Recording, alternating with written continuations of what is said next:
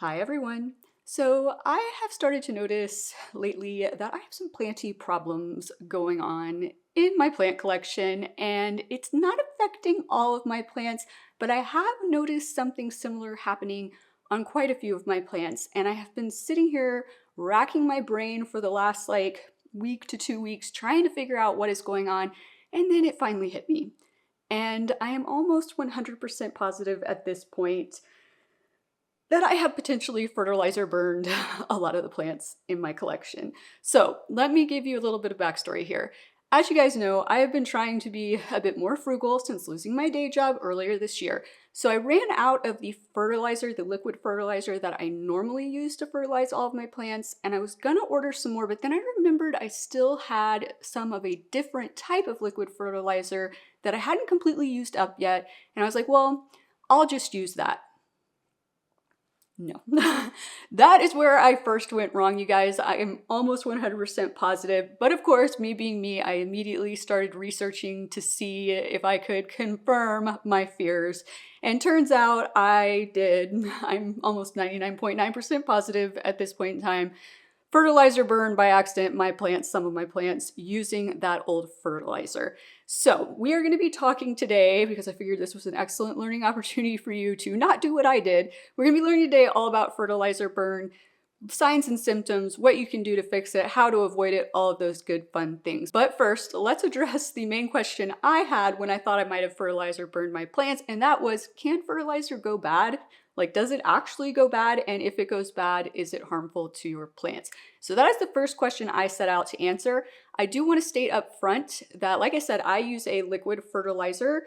It is not what sometimes people like to market as plant food, meaning that it's not like, for example, liquid dirt, which has a lot of different types of like minerals and things in it. Mine that I use primarily is just a straight up NPK fertilizer without extra stuff added into it. So I just want to be clear about that in terms of what we're going to be discussing in terms of my personal experience. However, not all fertilizers are the same. So for example, liquid dirt could go bad quicker and have different results on your plant than the type of fertilizer I'm using. So I just want to be clear about that up front. So it's always important to research the fertilizer you in particular are using to find out if it does have, for example, an expiration date. So what I did learn though is some fertilizers do have an expiration date. So rule number one, check if you have an expiration date and don't use that fertilizer if it's expired. Now I did check the one in question that I used. It did not have an expiration date on it.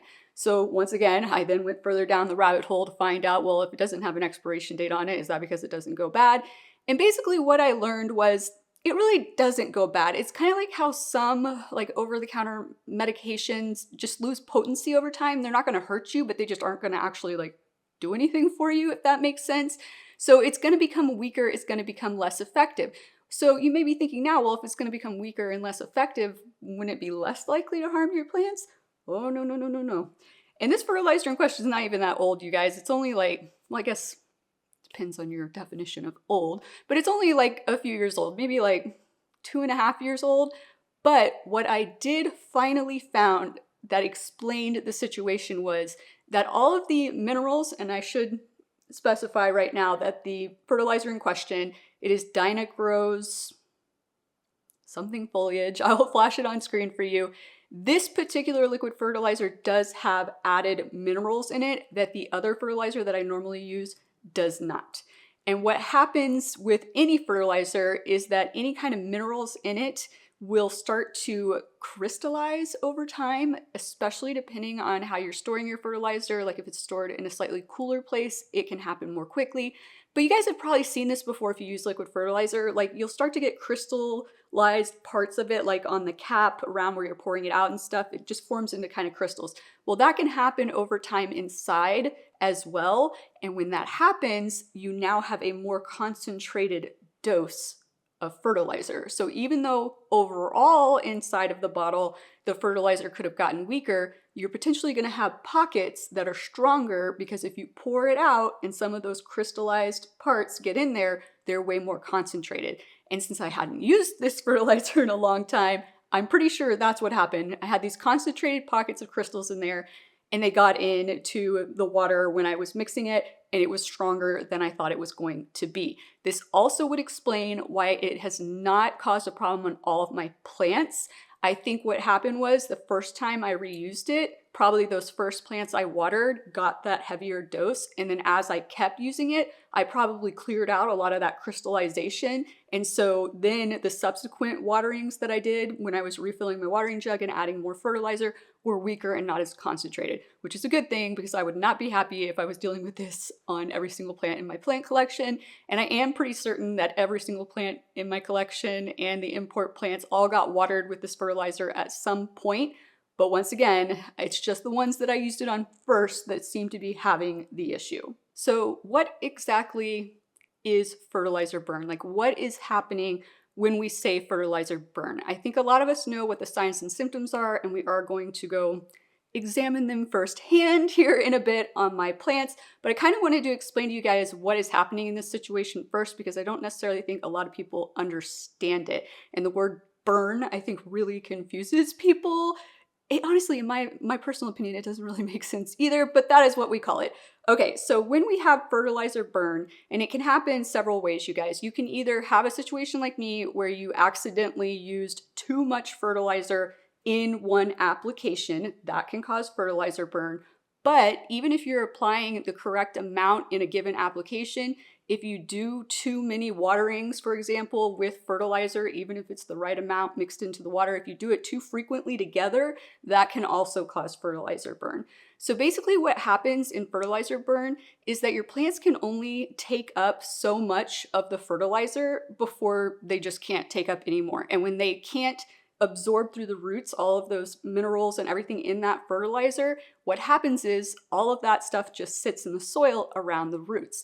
And almost all fertilizers, especially liquid fertilizers, have salt in them. So when all of that can't be taken up in the roots and it's just sitting around the roots, there is an osmosis reaction that salt triggers, in which it actually pulls water out of the roots. So your plant could feel wet, it could look wet, but its roots aren't actually being able to take up any water because the salt sitting in that wet soil is just pulling that water back out of those roots. So I want you to remember this when we get into signs and symptoms a little bit later, because you might notice some funky things regarding how wet your soil is, but we'll get to that in a bit. But basically, you guys, it's drying out your plant. Even though, like I just said, your soil is wet, it is drying out your plant. It is causing drought conditions, and it can be very confusing for you as a plant parent, for sure. Now, a lot of times when we talk about fertilizer burn, people will talk about the leaves look like they've got fertilizer burn, but there also can be what is referred to as root burn. But honestly, you guys, all that really means is root rot, because the roots can get damaged from having all of that water pulled out. They can become desiccated. They can just get all kinds of other damage. It causes other things to be able to get in there. And then the next thing you know, you've got root rot, which unfortunately, so let's just hop into the first plant, and the one that I'm most upset about is what happened to my beautiful Monstera Thai Constellation. So you guys know the last time we looked at this plant, it had 3 leaves. I was talking about how fabulous its roots looked, how it wasn't having problems with root rot or anything. And honestly, you guys, right before all of this happened, I had moved this plant to a slightly sunnier location because it just hadn't been producing any new growth. And I was like, okay, maybe it just wants a little bit more light. I'm not talking a drastic move. I'm looking right now, like, think maybe, I don't know, 4 feet closer to a window. And almost immediately it developed root rot. And I was just thrown for a loop. And I was like, really? I give you more light and this is how you're going to reward me? And it dropped 1 leaf first. We have since lost another one, as you can see, but I was just very confused. And because I had just moved it, I thought that's what the problem was. Now, when all my other plants started having issues later on, and I started doing all of this research, I now realized that in all likelihood, it got fertilizer burn. And because these plants are a little bit more prone to root rot, or have more sensitive roots, I guess we can say, it just hit it more quickly than the rest of them in terms of how it affected the roots. Now, so far, I'm pretty sure only 2 plants have like bad root problems that I've had to address, where a few we're going to look at later. We're going to double check and see how the roots are looking because I've been a little bit concerned. But this guy right here and my Epipremnum pinnatum albo, which we will look at in a bit, immediately, like I could see the roots were going to crap basically. So I had to unpot both of those plants. In the case of the Epipremnum pinnatum albo, I did have to remove all of the roots, you guys. It was pretty bad. I was just like, you know what? I don't want to risk it. Those types of plants will root very quickly in water, as you know. So I just removed them all, put it in water. It rerooted so fast, you guys, that I've already potted it back up and it seems to be doing fine now. I did lose a few leaves. I think I had one full cutting that I lost out of that one as well, but amazingly fast recovery. This guy, not so much. So I did try, obviously I gave them root rot treatment wash down with my mixture that's 1 part hydrogen peroxide to 2 parts water. I removed all of the rotted looking roots. And then for this guy, I decided maybe since I've been experimenting with leca, I would just put him into leca to try to get the roots to restart, and then maybe just leave him in leca because I've heard a lot of people say they've had good luck with that. No, that was not the right move, you guys. It's not the right move. It was like, okay, first you're taking me out of soil. I'm already stressed out. And now you're just going to throw me into leca. I don't know what this is. I'm not happy about it. And that's when we lost the second leaf. We then lost more of what I thought were still healthy roots on it. So I am just keeping it in water right now until it develops new healthier roots. I did about a week and a half ago, I think, put a little bit of rooting hormone into this water. And I can see now that it is starting to produce healthy new roots coming off of that one main root that was left. And yes, you guys, that was the only root that survived. And you remember, if I have footage I can find, I will flash it up here for you, how many beautiful white roots were on this plant. I am so upset about this one in particular. It's not even funny, but it is starting to come back. I haven't decided if after it gets more healthy roots going on it, if I'm gonna try putting it back into soil or if I'm gonna try doing it in a leca again. If you have experience doing Monstera Thai Con in leca and it's done well for you, comment down below and let me know. But that one's still up in the air, but I'm glad to see we are getting healthy new roots coming back and that our one leaf is still here. I'm telling you guys, this is just, my last few months have been a little bit crazy, as you guys know, just in my planty life and my personal life, car accidents, fertilizer burn, all the good fun things. But let's go ahead and take a look at the rest of my plants because I want to show you the varying differences in the types of things that you might see when you're looking for signs and symptoms of fertilizer burn. And then after we do that, we're going to talk about all the different steps you can take, what you should take in certain situations to resolve the issue, and then also a few tips beyond the ones I've already given you about, don't use old fertilizer or be careful when you use old fertilizer moving forward to avoid having this happen in your plant collection. But let's go ahead and head in my office first because I first noticed something was going awry on my Thaumatophyllum bipennitifidum. Okay guys, so it is a bit gloomy outside, which is probably going to work to our favor so you can really see what's going on here, but hopefully you can see all of this yellowing. This is what first clued me in to, hey, something is awry. Something is not right. This is on quite a few of the leaves on this plant. You can see how it's kind of speckled there. You can see how it's kind of on the inside there, kind of a striping. And lots of times it can present as streaking, as in like thin lines. None of my plants are presenting that way, but just be aware. But any kind of weird yellowing like this that you haven't like overwatered or underwatered your plant and it just comes on out of nowhere and you just fertilized would be a good indicator. Now, typically also the oldest leaves tend to get affected first and the worst. I have lost, I think, 2 leaves in the last week off of this plant, but it will spread to other leaves. And in my experience, if you guys will see back here, I have not been rotating this plant on the regular. So all of the leaves on the backside, I did just turn it slightly like a quarter turn so I could film it better for you. But all these leaves that were the furthest away from the window, you can see they're much darker because they're not getting as much light. And hopefully you can also see they are less affected.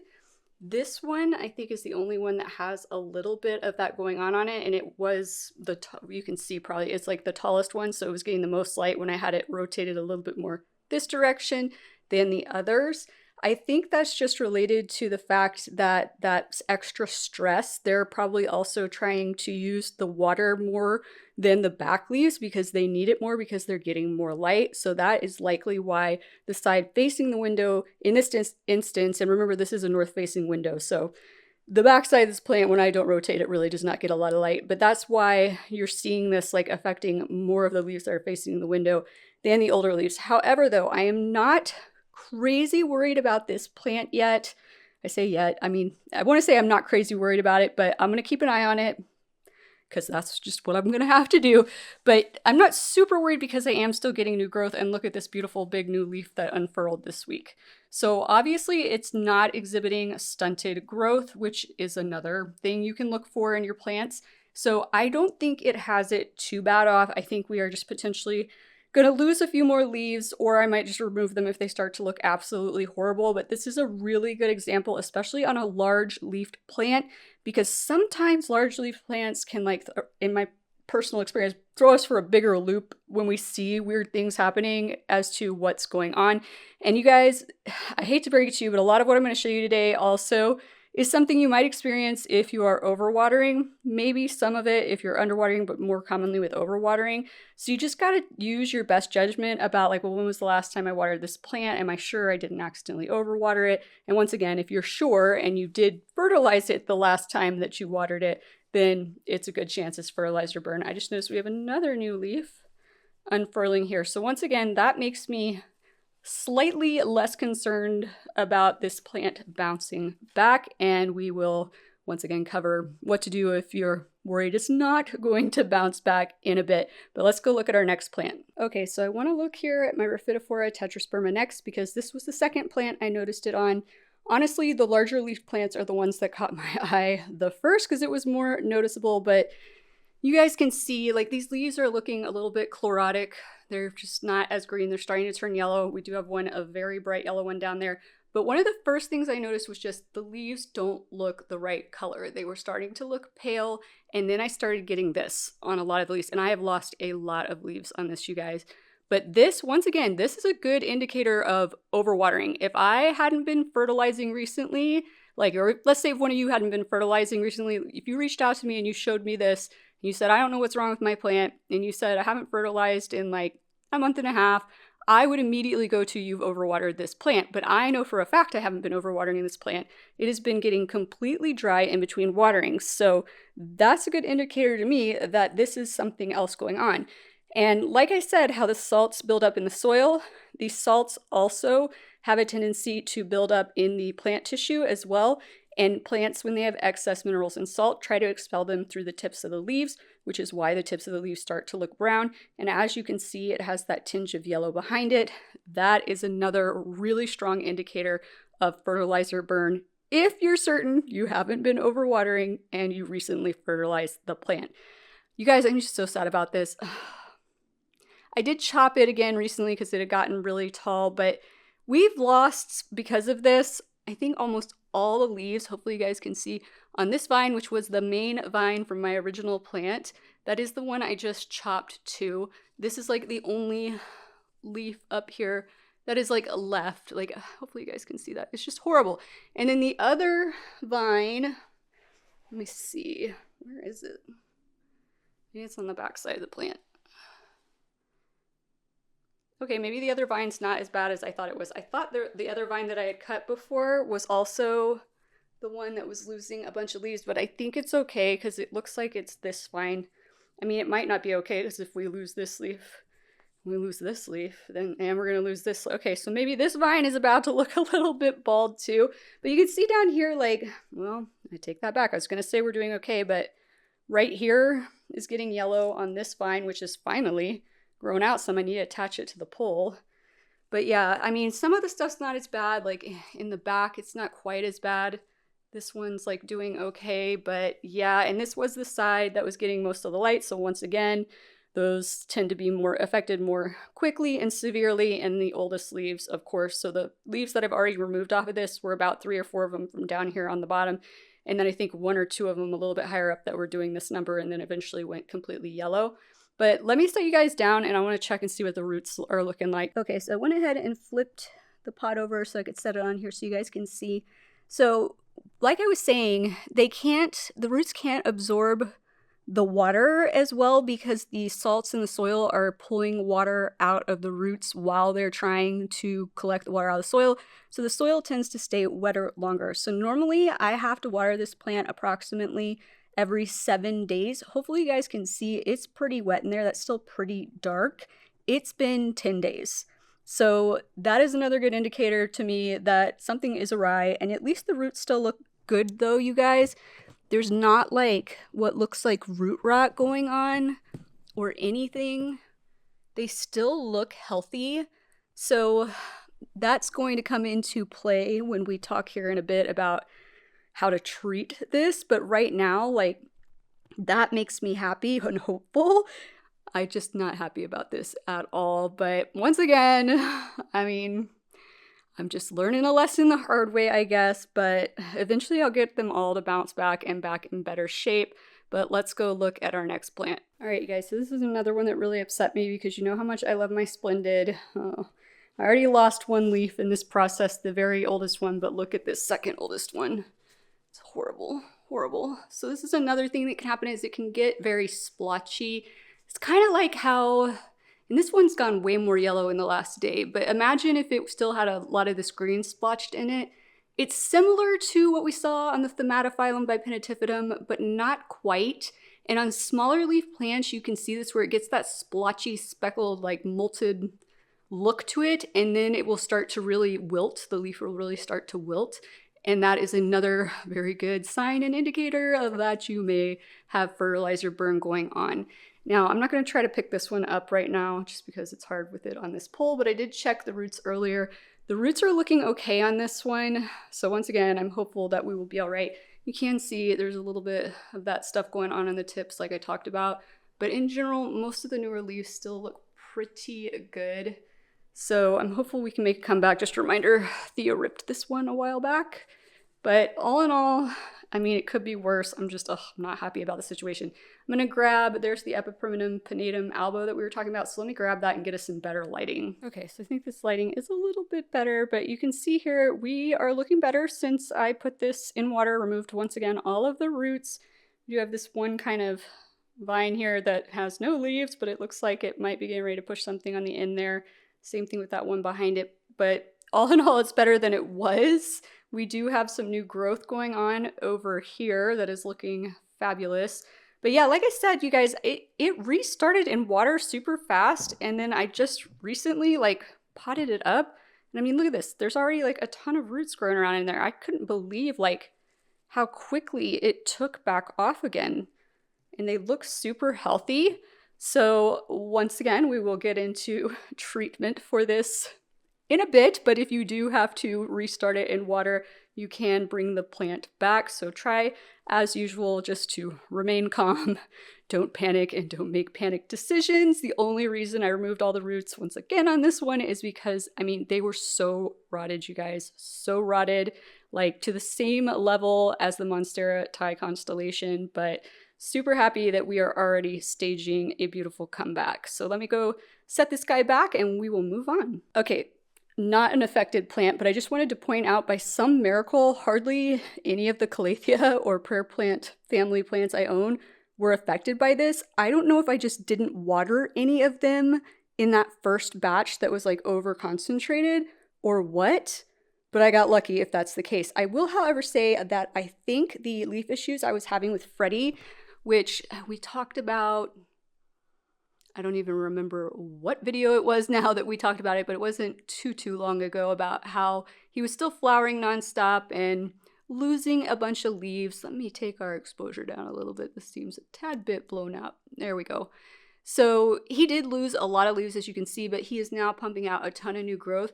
But thinking back on it, he might be one of the very first ones that got watered with this, so that might have been that issue, because I feel like I used it, thinking back on it now while I'm filming this, I feel like I used that fertilizer once a few months ago on a few plants, maybe? I don't know. I could be wrong, but it was just a hunch I had. But we have stopped flowering now, and we are putting out new leaves, so Fred should fill back in. But the main reason we're over here is to look at this plant. So if you can see here, I wanted to show you this because this is what can happen just if you accidentally get fertilizer on leaves. This is more what I would consider actual like fertilizer burn, like the fertilizer got on the leaf and damaged the leaf, like burned the leaf because of what's in it. That's what's happening on this plant. So if you start seeing this kind of thing and you've been watering with fertilizer and you got it on the leaves and it sat there, you didn't wipe it off, this can happen.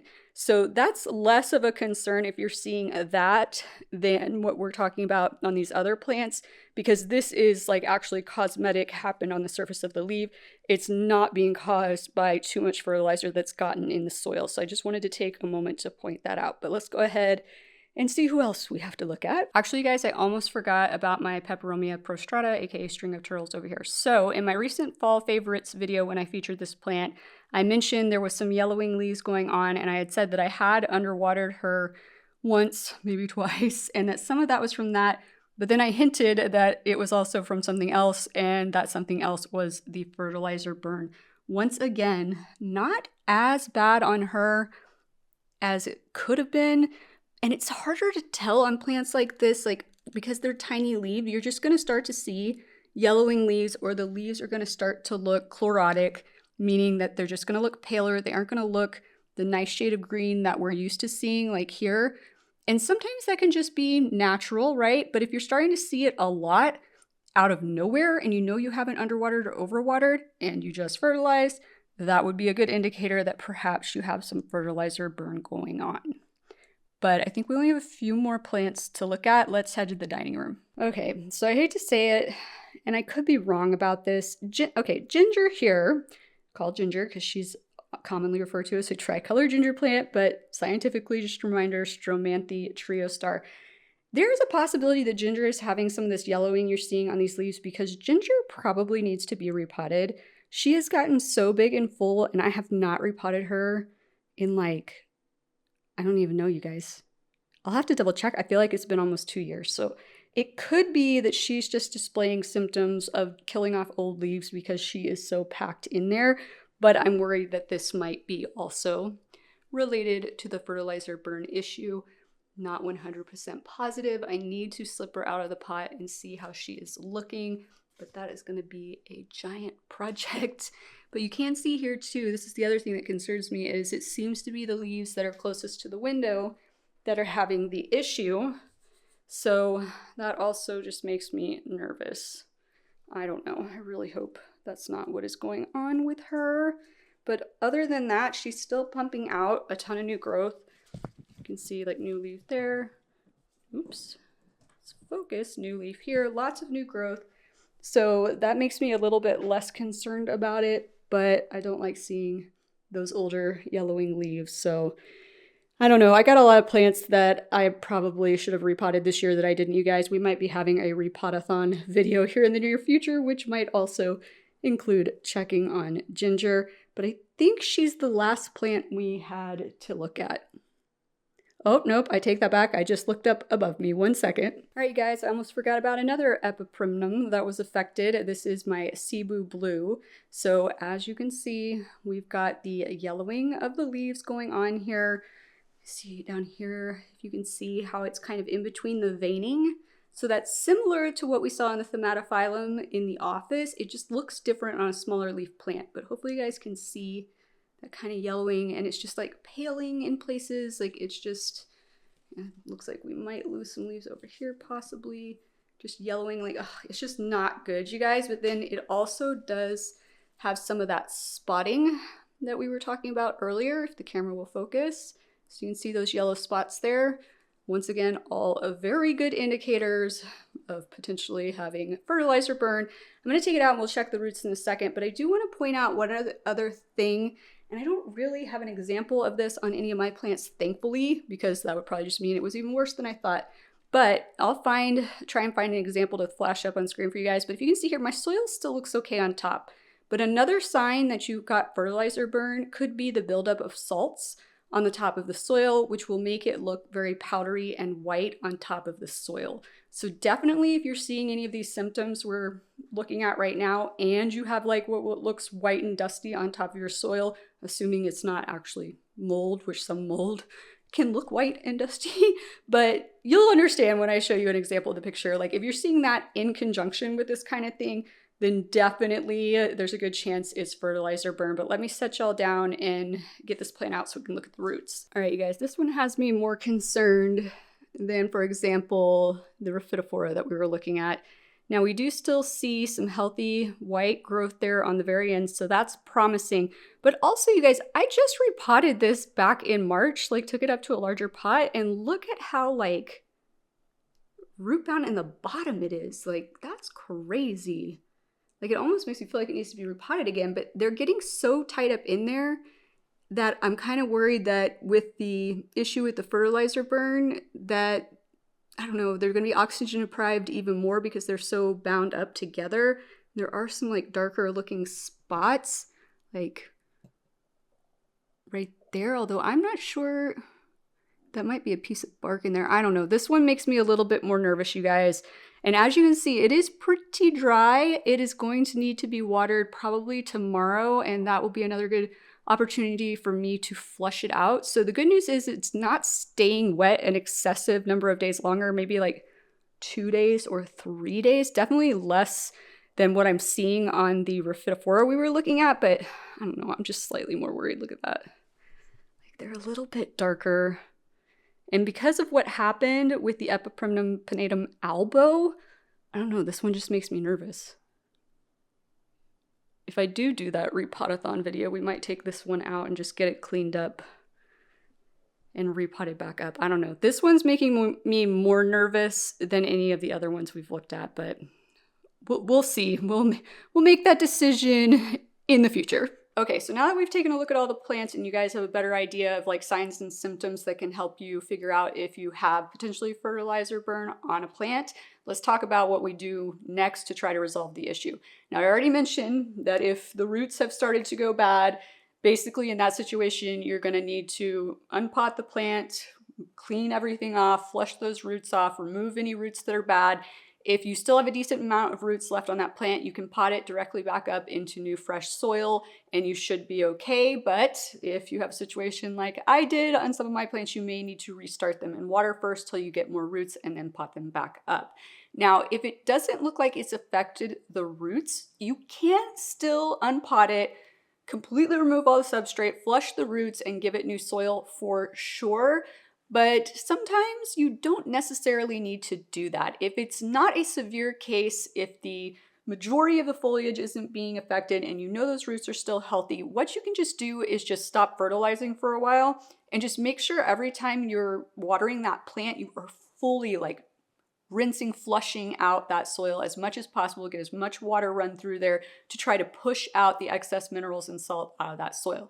Now, if you do this, you do still need to pay a very close attention to your plant and make sure that the signs and symptoms of the fertilizer burn aren't continuing to get worse, because if they are, then that would be a good indicator, okay, just keeping it in the soil and trying to flush it that way really isn't working, and I need to repot this and get all this substrate off of here and give it new substrate. But for some plants, you will notice, okay, it stopped progressing, if you will, and just keep doing that same thing. Go 2 months without fertilizing if you have to. Just get it flushed out each watering, and it should start to improve. How will you know that it is actually improving might be your next question. So really, growth. You want to look and see how it's growing. If it is still having an issue of there being too much of the remnants of that fertilizer and the minerals and everything in that soil, you're going to see stunted growth. So your plant might not continue to get the yellowing leaves we've seen or the brown tips or anything like that, but the growth might come in a little bit smaller, a little deformed, a little funky, or it won't be growing at all. In that situation, if that is what you're seeing, once again, your next step is going to be just to completely remove all of that substrate, clean those roots off thoroughly, remove anything that looks questionable, and then pot it up in new fresh soil. And honestly, guys, that's basically all there is to it.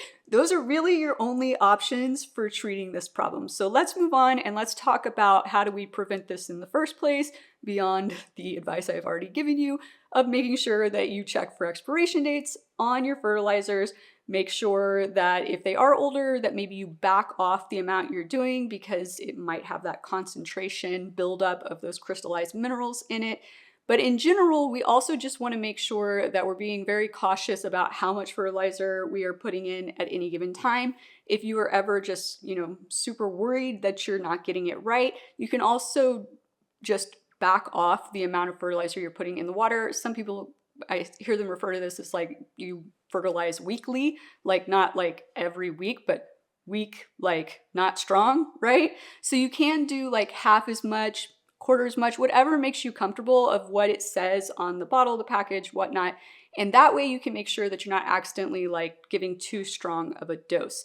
Now, as far as making sure that you're not fertilizing too close together, like I mentioned at the beginning of the video, I've pretty much told you guys, like, I like to make sure I do at least one watering with no fertilizer between each watering. So if I were to water the Monstera, which I just did a few days ago with fertilizer, which by the way, you guys, I have now bought new fertilizer, my other one that I prefer to use anyway. So the Monstera actually was one of the plants that I checked, get watered with that old fertilizer because I don't have to go, I think I go maybe like 3 weeks in between watering this plant. It just doesn't use up its water as quickly as some of the other plants, probably because it's so much further back from the windows behind you guys. So, and it has the Soltec light, but it's still just not like enough light for it, the size plant it is, to really use up that water that quickly. So it missed out on the bad fertilizer. A couple days ago, it got the new good fertilizer. So even though I won't water this plant until 3 weeks from now, and I tell you guys all the time, like in the winter, I water at least with fertilizer at least once a month, this plant won't actually get it in 3 weeks because I want it to get watered with just water on its next watering before I would do another watering with fertilizer, if that makes sense. So that is my advice in terms of being careful not to do it too frequently, is always just skip a fertilization after the last fertilization you did for your next watering. Hopefully that makes sense. Now, the other thing is you always want to make sure too that you're using the appropriate type of fertilizer for the given plant. So for most of our house plants, or most of the ones that I own, like a balanced fertilizer with an NPK of a 10-10-10 is going to be fine. Now, some other types of plants, for example, let's use orchids. For example, orchids are a blooming plant. They are valued for their flowers. Therefore, they need a slightly different formulation of fertilizer. So you need to be kind of just mindful of the particular plants and what they're required. Really, it's those ornamental flowering plants, like orchids for the most part, that are going to need a slightly different formula. But in general, if you're using just a balanced NPK fertilizer, you should be pretty much okay. The problem that some people will run into is when you do a fertilizer that is like way higher in nitrogen, because nitrogen, an excess amount of nitrogen, can also cause problems. Not necessarily like fertilizer burn, although some people get confused and think it's fertilizer burn, but too much nitrogen can actually cause your plant to just stop growing completely, and you will see stunted, potentially deformed growth before that happens. So just keep that in mind. But honestly, guys, that's probably the best advice I have for you. I really wish it was kind of like with like pest sprays, how I'm like, oh, just test it on one leaf and make sure the plant's happy with it. I wish there was kind of a way to do that with fertilizer, but unfortunately, you know, until you use it, you don't always know if a plant's gonna have a weird reaction to it. But once again, the safest path, in my experience and in my opinion, is to go with that balanced type fertilizer that doesn't have a drastic difference between the amount of NP or K. And if you are using a different type of fertilizer and you have questions about that one in particular, so if you're using like something that's more like liquid earth that has a bunch more ingredients in it, feel free to comment down below and I will address it. It would just be a lot in this video to address every single type of possible fertilizer you guys might be using out there. But I hope you guys have found this helpful today. I hope you have learned something from my mistakes, and I will be sure to keep you guys updated on how the plants do are recovering from this. But if you have enjoyed today's video, please be sure to click that like and/or subscribe button down below, and I look forward to seeing you guys again next time. Aloha!